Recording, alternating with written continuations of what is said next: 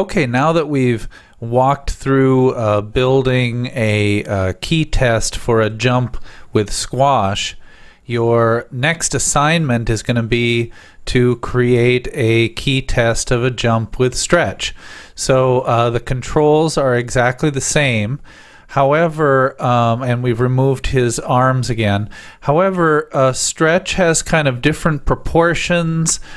He's going to pose a little differently. Not everything's going to work exactly the same. So you're going to have to kind of reinvent this wheel just a little bit to get stretch's jump to feel as fun as squash's jump.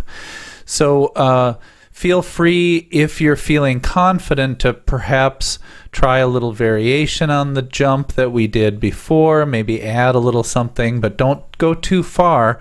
Make sure that you can show me a good, competent jump before you try to do anything fancy.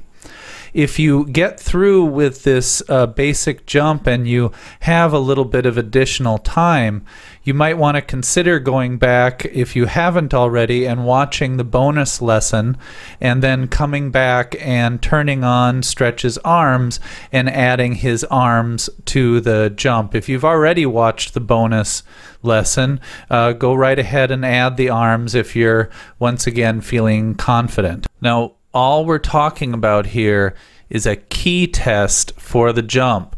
Don't try to in-between this yet. We're not ready to do that, and we're going to do that together. I want to show you some techniques and show you some ways to approach that process. So all we're looking for is what we did in the last lesson. We want those columns of hold keyframes, and we want a timed key test. Just the key poses. That's all I want from this first real exercise here. So don't work ahead, okay? I'm gonna save you time and trouble and pain and toil if you let me walk you through these steps, okay? So once you're done with your awesome jump key test, you're going to want to render it out of this comp here where we have stretch placed inside the scene. So if by some, I tried to give you plenty of headroom here, but if you, for some reason, want to jump him a little higher than this, he's very tall. Squash, of course, is much shorter and squatter.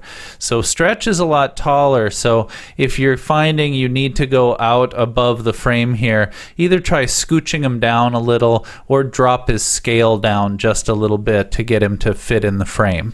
And follow the instructions on the portal for how to render out and turn in your homework.